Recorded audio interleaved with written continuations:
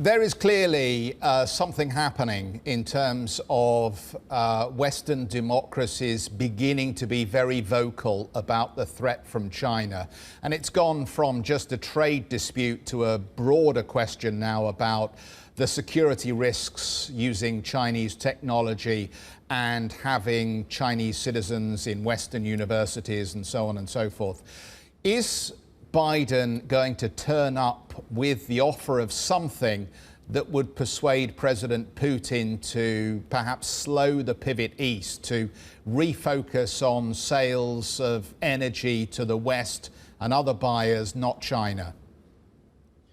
Well, I think that, look, there's two things. First of all, there is a great deal of kind of wariness, maybe suspicion about China in Russia. It would be incorrect to assume that Russia is rushing kind of, headlong into the arms of China and that we're going to see some sort of a Chinese-Russia, political and military alliance in the future. That's simply not the case.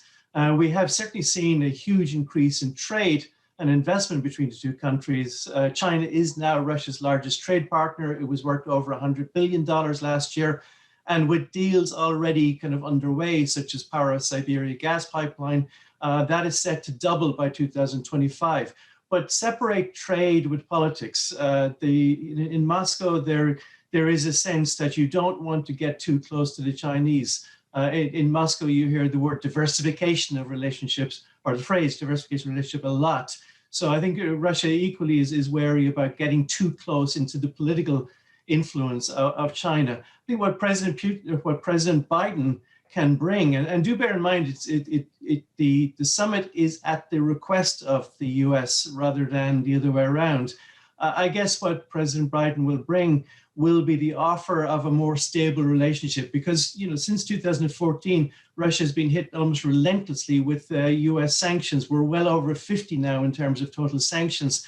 And clearly that's been a major kind of destabilizing factor for the economy. It has certainly reduced investment. It's reduced the willingness by foreign companies to invest in Russia. So if President Biden can come and say, look, if you guys kind of don't provoke us and don't create any more catalysts, then we will try to ease off in sanctions and maybe try and draw a line on it.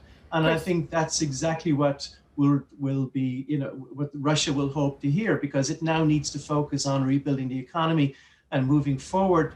Remember, President Putin's term ends in 2024, and he's still got some very strong economic and social promises that he wants to deliver on. And for that, he needs a much calmer kind of sanctions economic backdrop.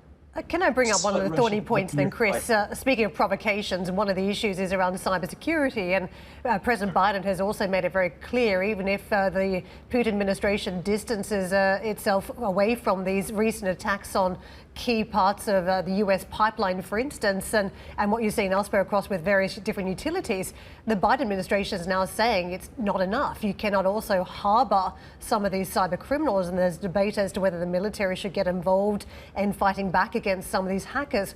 What tone and what sort of agreement do you think Biden is trying to seek with Putin on this issue? Yeah, no, you're absolutely right. And it's not a case that it's the US coming looking for something from Russia. It's very much a carrot and stick. So on the one hand, the offer will be perhaps of a more predictable, calmer relationship, which will suit both. But at the same time, we absolutely are going to hear some tough talking in the next few days. And, at the Wednesday summit, a lot of it will focus on this cybersecurity. And there's no doubt that the US will absolutely not just be pushing, but will be demanding of President Putin and the Kremlin that they do more to stop these cyber attacks coming out of Russia against US interests. I think that's going to be almost top and center because, as we know, while Biden wants to have a relationship, Congress does not.